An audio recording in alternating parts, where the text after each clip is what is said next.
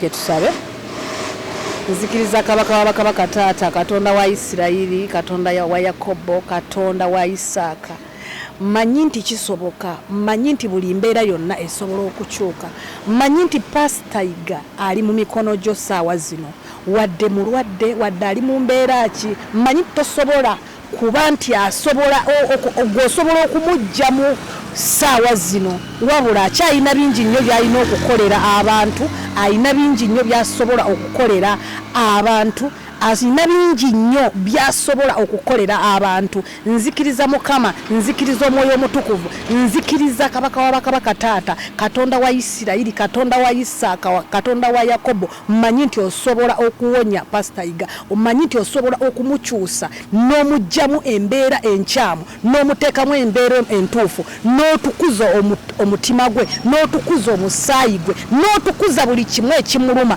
buli ndwadde yonna gy'ayina mu linnya lya Yesu Kristo omwana wa Katonda omulamu nzikiriza kabaka w'abakabaka taata nzikiriza katonda wa Isaaka mmanyi nti osobola okukikola mmanyi nti osobola okumusaasira mmanyi nti osobola okumujja mu bulumi mmanyi nti osobola okumusaasira mu linnya lya Yesu Kristo omwana wa Katonda omulamu nsabye okuyita mu linnya lya Yesu Kristo omwana wa Katonda omulamu amen amina bambi biruma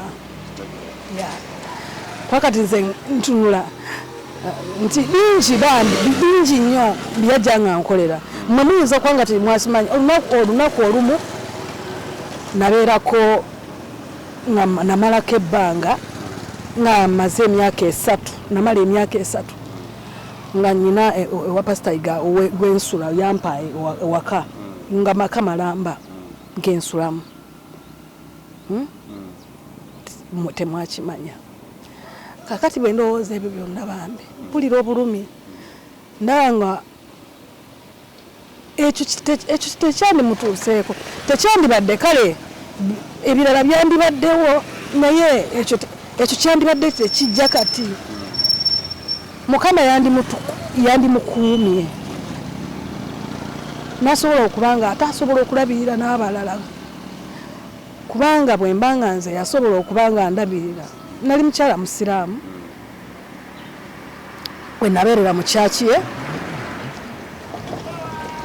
kakati bw'abanga teyasobola kubanga akola ebintu ebikyamu ebinene nensigala mu ddiini nemba nga nsaba ate nga ndi mu kyaki nga kwekala waliwo embeera omuntu osobola okumusiima ekyo kyo Celeb Jazz Creative. Thank you so much for watching. My name is the one, the king himself, king of television, King Smith. Onako walero lwanjawulo muko era nga nsinzidde side ze wakaliga waggulu gitwanise mu Lubaga division era nga obuukirira oba osaba church ye Lubaga amakula lwaki nze this side around nzo okukyako ku mukyala amanyiddwa nga yali amanyiddwa nga Hajjati Madinah ne saa zino ayasigaza lya Madinah because eri side yavayo nabeera nga ate alokoka so embeera nga bweri budde bwa wakakamu bwa kumacha tumusanze tanabeera nnyo bize kwa mukyala abeera bize ng'ali kugezaako nga kakalabya emirimu naddala business ye gye yeetandikirawo mu biseera biri so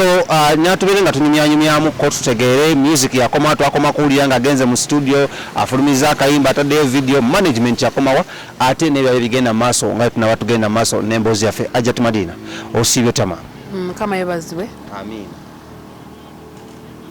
soko obuuze kuba kulaba ku mpewo zaffe za TV abandaba ku mpewo za BTM mbagala nnyo mu linnya lya Yesu mbagala nnyo mu linnya lya Katonda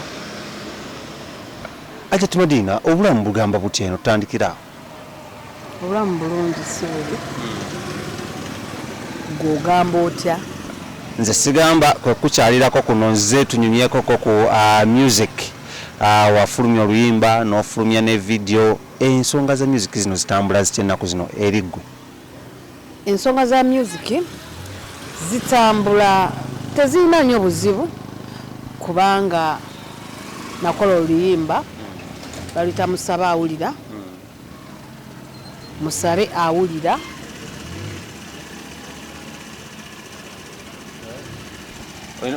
musabe awulira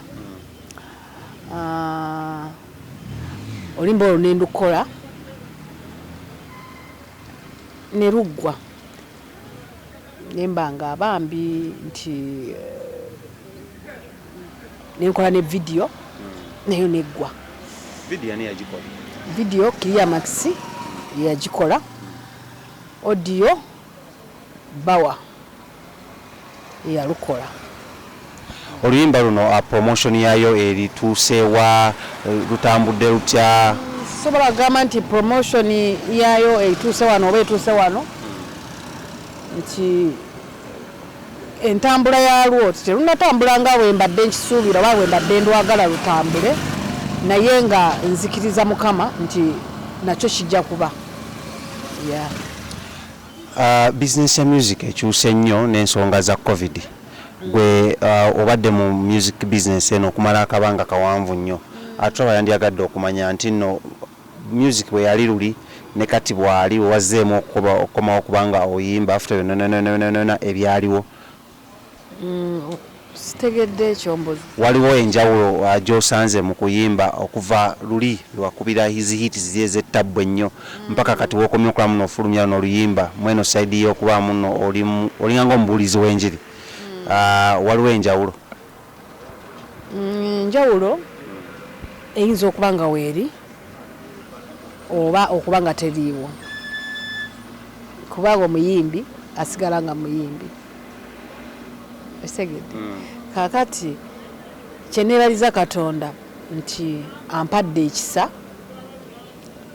okuba nti nsobola okufulumya oluyimba ne luba nga lujjidde mu offer nti Bawa yampa offer.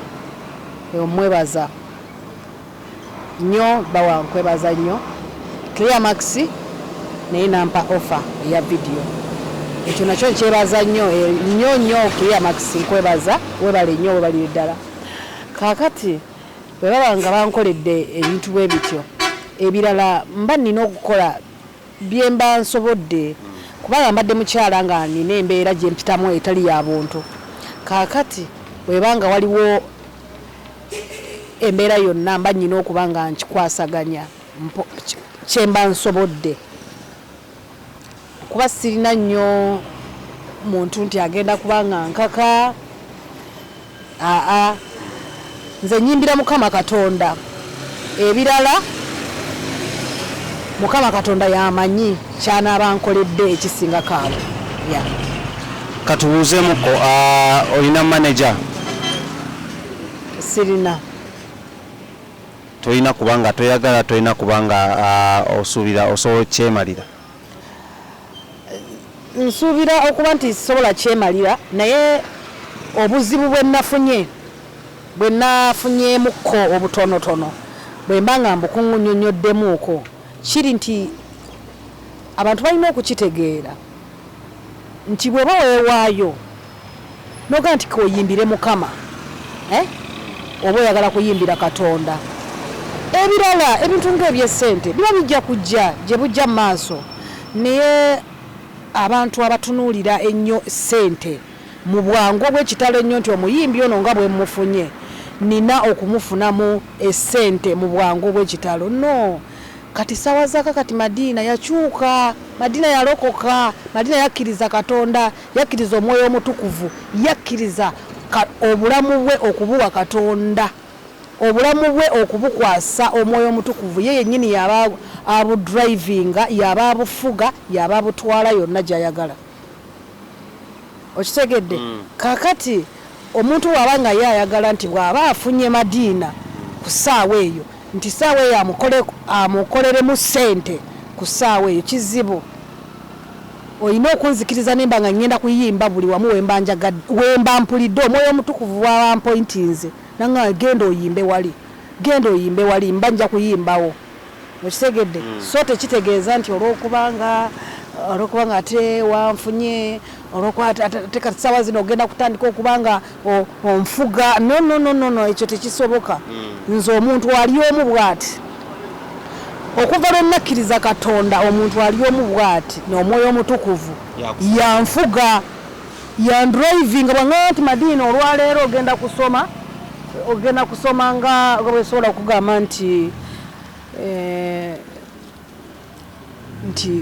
nze mmanyi nti buli nsonga yange mu bwavu oba mu bugagga ne bwegaba amaziga byonna mbigamba Yesu era nembeerawo ninga nti werazenga Mukama gwali eyo nange Madinah ne neebaza Katonda olw'emmeeme yange nenema okwerabira ebirungi byonna Mukama byankoledde awo ekyo nkireeta nga nyingidde ku kibuuzo ky'obadde ogenda okumbuuza ekya management oba ekibuuzo ekya Pastor Yiga nti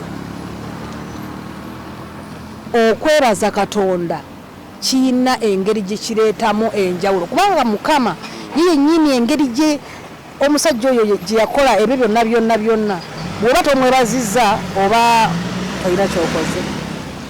Oyogedde ku kya Pastor Yiga ndowooza mbadde ngenda kireeta gye bujjakaawo nga tukyavudde eno naye katukireetere wano ekya Pastor Yiga. Pastor Yiga nagawulirako era nengamanyaako.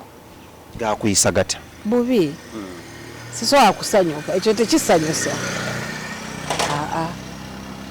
Menta bw'aba afunye obuzibu tosobola kugamba nti ate ogobeere musanyufu nedda kyampisa bubi.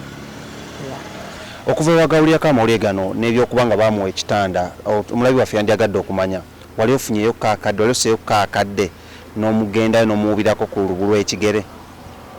Nyinza okuba mbadde sinnagenda kubanga omwami oyo akuumwa bukuumwa kati tosobola kumala gwe Pastor Yiga akuumwa bukuumwa kati tosobola kugamba nti gwofubutuke gy'ofubutuka ogenda omulabe oba olina osooka n'osetinga n'omanya engeri kigi buli kimu bwe kigenda okutambula n'olyoka omanya entambula gy'onaatambula okugenda okulaba ng'omusisinkana bya.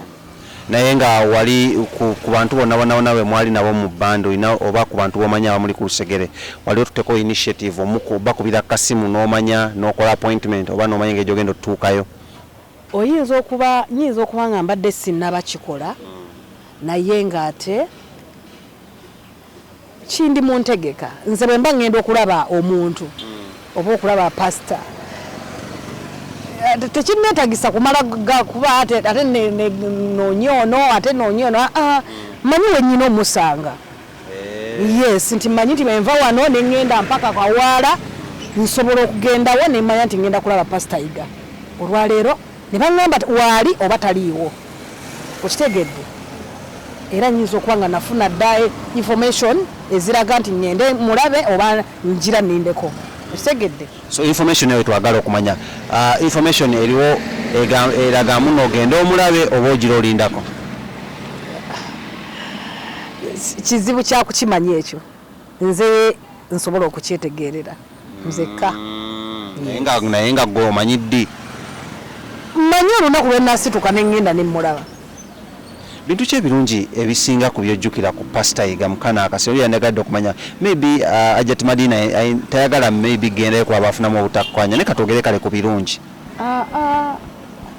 Ekyo sagala muddemu mukyogere nti bintu ki ebirungi muyinza okuba mwafunamu obutakanya nedda. Omuntu asonyiwa wabaawo embeera zonna ezitali za butuukirivu ezaakolebwa.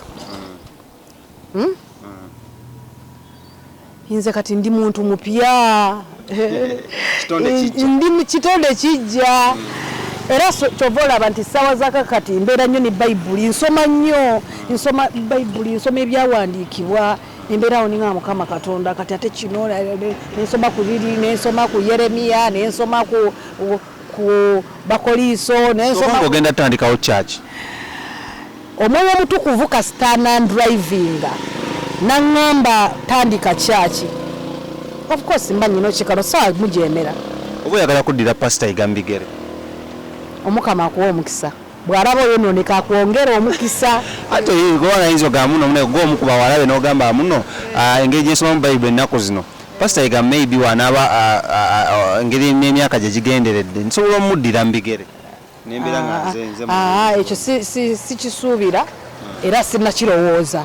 Singa tugambe kale nga mukisa guzze ogwokudya pasita igambigere osobola ekyo sinnakisuubira nze ekyo sinnakisuubira kubanga sinnawulira omwoyo naye mumanyi kye bayita omwoyo omutukuvu oba musaaga busaazi omwoyo kale nga yagambye osomuwuliriza omwoyo omutukuvu bw'aba ngambye ekintu omwoyo tayogera kintu mulundi gumu akyogera emirundi emeka sisobola kugamba nti ayogera emirundi bwegiti oba bwegiti naye omwoyo omutukuvu tayogera kintu mulundi bw'abanga azze ng'agenda kukugamba ekintu ayogera emirundi ekisingako mpaka lw'okkiriza nti ekintu kye yakutuma kyekyo olina okukikola. Bantu bannyo bayogeredde pasita Yiga ebintu ebisongovu mukadde kano wabadde n'obukosefu mu mubiri ng'ebimu ku byo osagana biisa mu kamwa kange naye nga ggwe bintu ki ebyogamba muno singa pasita Yiga akola kino ne kino singa yakola kino ne kino osanga teyandali na bukosefu obwo mu mubiri oba singa teyagenda South Africa oba ng'abale badde bajagamba nze saagala kwogera bintu nze sisalira muntu musango sisalira muntu musango kubanga Mukama yasinga okumanya obubi bw'abantu okitegedde nze sisalira muntu musango wabula kyengezaako okwogera mu kyo nti asobola okwenenya okusinziira ku ekyo oluusi oba bye yakola ebyebutali obutuukirivu ng'oluusi bye biviirako embeera ezo naaba nga asobola okwenenya naba obulungi abasobola tukyalina Hajjati Madinah kati muyita Madinah kubanga yakyusa embeera okuva eri mu Buisiraamu nadda ate mu bulokole gyabuulira ekigambo tumusanze ali mu kusoma Bayibuli naye mu kaseera kano because ku nsonga ya pasita Yiga ng'ate twali twagala tugere gye kisemba nga tunaddayo ku bya business ne music badde nsaba no Hajjati Madinah avivigo n'oteeka pasita Yiga mu mikono gya Katonda. Nzikiriza Mukama nti buli weefuna akadde kange kuba mu nnyumba nnyinamu ekyoto ekyenku okusaba yes nti nsaba mu nju ne wabawo n'abantu 2 3 ne tukuŋŋaanako awo ne tusaba mu nnyumba nzikiriza Mukama Katonda nti Mukama agenda kusaasira pasita Yiga ajja musaasira omusabira of course kati ate nnyinza obutamusabira so abutamusabira ayankola kabiiki ate wayandigambye kino kankisabe ku lwange nina kyakulaba abatulaba mu ddakiika kaleemu at least omusabireyo kessaala ku mpewo zaffe nsabye busabi nga nze osabire pasita Yiga essaala mu bukofusefu buno bwaliko ne mu mbeera gy'ayitamu nga ye taatawo mentawo omusumba musabira bwe nkiwulira ngenda musabira Madinah ngenda kukusaba at least tuwe ddakiika emu ku lwange kubanga nange omukulu oyo mukwano gwange nyamusaba ku lwange otukulembere mu ssaala ne kulaba tulaba ku BTM tumusabireyo. Nzikiriza tweyombeke tusabe nzikiriza kabaka wa bakabaka taata Katonda wa Isirayiri Katonda wa Yakobo Katonda wa Isaaka mmanyi nti kisoboka mmanyi nti buli mbeera yonna esobola okukyuka mmanyi nti pasita Yiga ali mu mikono gyo ssaawa zino wadde mulwadde wadde ali mu mbeera ki mmanyi tosobola kuba nti asobola osobola okumujja mu ssaawa zino wabula akyalina bingi nnyo by'alina okukolera abantu alina bingi nnyo by'asobola okukolera abantu alina bingi nnyo by'asobola okukolera abantu nzikiriza Mukama nzikiriza omwoyo omutukuvu nzikiriza kabaka wa bakabaka taata Katonda wa Isirayiri Katonda wa Isaaka Katonda wa Yakobo mmanyi nti osobola okuwonya pasita Yiga mmanyi nti osobola okumukyusa n'omugjamu embeera enkyamu n'omuteekamu embeera entuufu n'otukuza omutima gwe n'otukuza omusaayi gwe n'otukuza buli kimu ekimuluma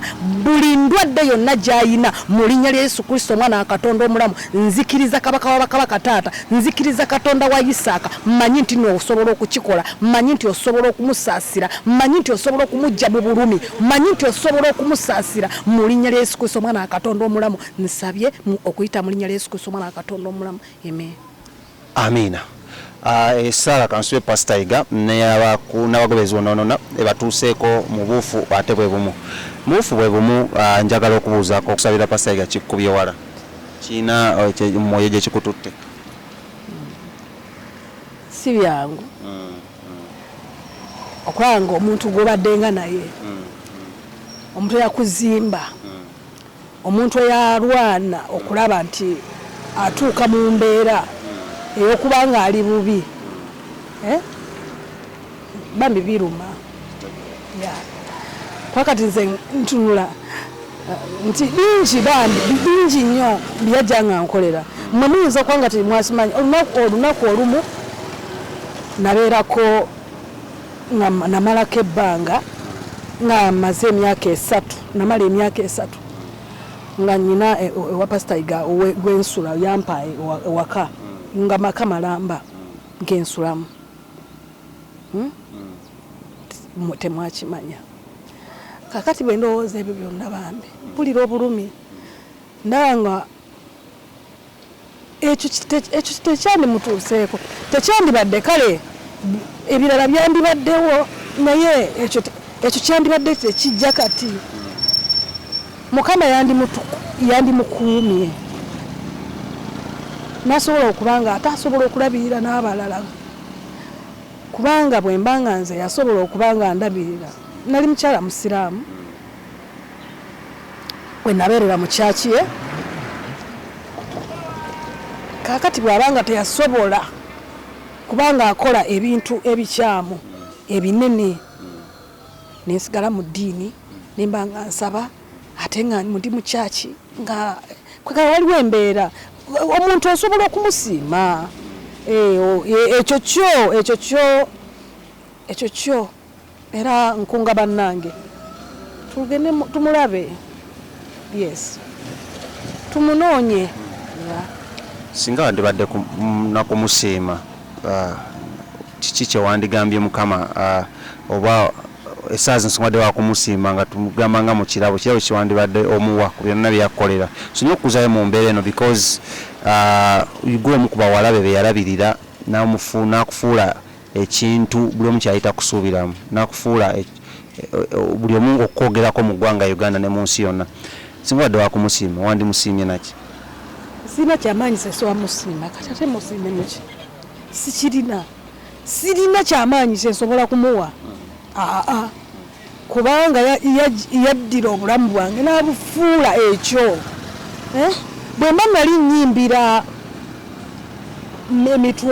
omutwalo gumu oba oluusi n'okubanga oyimbira akasente nga katono n'otuuka ekiseera nga kati ssaawa zaakakati osobola okuyimba ng'omuntu bw'abanga akuyise asobola okukuwa emitwalo 10 emitwalo 2. Ensobi zibaawo. Tewali muntu ali perfect. Taliyo. Tewali muntu ali perfect ekyo nse nsogerera na mu kamera taliyo ng'ali perfect nga ye mutuukirivu nga buli kimu kyonna kyakola kya butuukirivu taliyo. Wabula wabaawo ensobi naye ensobi bwe zijja oba oyina okutuula n'okkakana ne weenenya. Omwami ayinza okuba nga pastor yakola ayina ebintu bingi nnyo byakola ebirungi ng'ayinamu n'ebintu ebyakola nga tebituukiridde naye ng'oluusi yali atuzimba. Kati saawa zino w'osobola okukyebera w'osobola okukirabira ng'agenda okitegeera nga ali mu mbeera bw'etyo. Kubanze obulamu bwange simanyi nti nsobola n'okigumira kyekyo kyennyini ky'oŋŋambye. Wali ogenzeyo n'omulala kati n'atuukayo ntya n'okubanga nnyina mukola kati ntuuka ntere banga nti pastor ali bubi teyeetaaga mulaba kati ekyo ebyo byennyini biba binnuma ngamba kati bwe manga ntunudde kati nga simulabye ngenda kukola ntya embeera gy'alimu eri etya n'otuuka okubanga obuuza kati ali bulungi kati aliko bwati n'okuba amasimu nze nyina omuntu wange gwe nkubira amasimu buli lunaku nga mubuuza leero ali atya leero wamuwulizaako wawulidde embeera gy'alimu kati embeera gy'alimu eri etya okitegeera. So si kugamba nti tuve mu biri bye byogamba nti muba Pastor Yiga yankola bino oba yankola nze nkimanyi naye nasonyiwa omutima gwange gwanaaba sawa zakakati ndi muntu amanyi nti omuntu yenna mu nsi asonyiwa kuba nalokoka nakkiriza Mukama. Hajjati Madinah, singa Pastor Yiga nga tusabye Sala Mukama amuonya namukomyawo ku bigere bye bibiri ku magulu gabiri naddamu nakuyita mukole osobola okuddayo ne mukola nga biri byonna Yiga agambye tubyerabire osobola okuddayo ne mukola. Nakugambye simanyi oba ompuliriza bulungi ebigambo byenjogera nakugambye nti omwoyo omutukuvu bwandrivinga nti kola kino kyemba nyina okukola simusobola kumujemera. Yes. Abatulaba tukyali n'omukyala Madinah nga tusinzidde wano Wakaliga ewali bizinesi ye gyatandikawo mu biseera bya karantini n'okulamu nate abeezaawo embeera ye. Mawulire ga nnaku olwaleero zeezo waliwo bangi adde bayogera ebigambo bingi naye nga tumaliriza Hajjati Madinah because tumutadde mu mbeera maybe gyadde tasuubira oba naye gyadde talina kuyitamu essaazi naye amaziga naye obulumi ku mutima bungi ate n'omukwano ku mutima mungi nnyo n'essanyu so njagala nga tumaliriza Hajjati Madinah ebyo tujja kuddola tubyogereko naye nga tumaliriza ku nsonga eyo ennyini njagala okubire bannoomulanga baganda bo nga bwe mwali ewa Pastor Yiga abamu kwabo b'omanyi muno musobola okwegatta ne mugendayo mulaba njagala leero bayitire mu kamera wasanga banaabeeyo ne balawulira omulanga bajja kujja bakwegatteko mugende mulabe ku taata wammwe.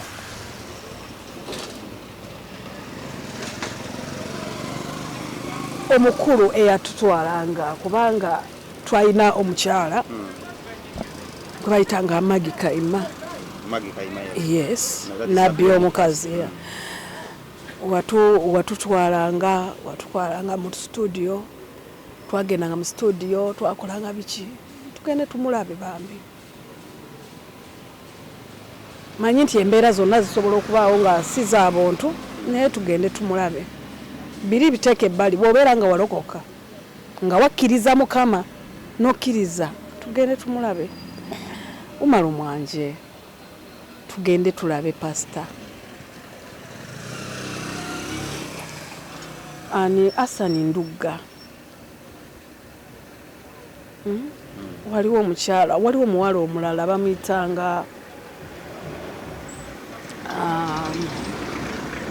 erinnya lye ndyerabidde muganda wa gundi yes bakuyita Bina Namisinga ni omwana Bena kubanga Bena bwe navaawo nze bwe nali nga avaawo bwenti Bena waddawo ate bambi yakola byonna byasobola okuba nti naawe obeera w'amaanyi okitegeera kakati ekyo bw'obanga okirowooza kirowooze tugende tumulabe. Ni omwana omulala waliwo obwana obuwala Pedro Matovu Pedro sikuyita mbuno nkuyita mbuno kiki Pedro wali musaale mu kuba nti nfuna oluyimba lwayita musaba awulira okitegeera musaba awulira Pedro wali musaale mu luyimba olwo kakati ate gwe situka busitusi tobaako nakyokwatako wabula situka tugende tulabe Pastor Yiga n'abasigadde Asani Ndugga waliwo abalala nga bonalaba Eric Mugwanya waliwo abalala waliwo abaana awo abalala waliwo omuwala omuto yayimba ne Eric Mugwanya eyayimba omuvubuka muyaye house girl. Yes tugende tulabe bambi tugende tulabe muzeeyi waffe kati saawa zino muzeeyi waffe kubanga kati gwe tomanyi kyempulira olunaku nga bakedde ku makya ne bangamba nti Pastor Yiga obulamu bwe bugenze simanyi kuba simanyi naye ekyo nsaba Mukama kireme kubaawo. Kale tetugenda kusukkawo ebisigadde mujja tukkiriza olw'embeera ya interview gye tulimu tujja kudda tubeere nga tubibuuza ebisigadde bibadde bigenda mu maaso mu ggwanga naye katukomawo olunaku lwaleero abadde ku kamera muyita mwana mulenzi Lawrence ate nze Shadik Smith yo number one king of television.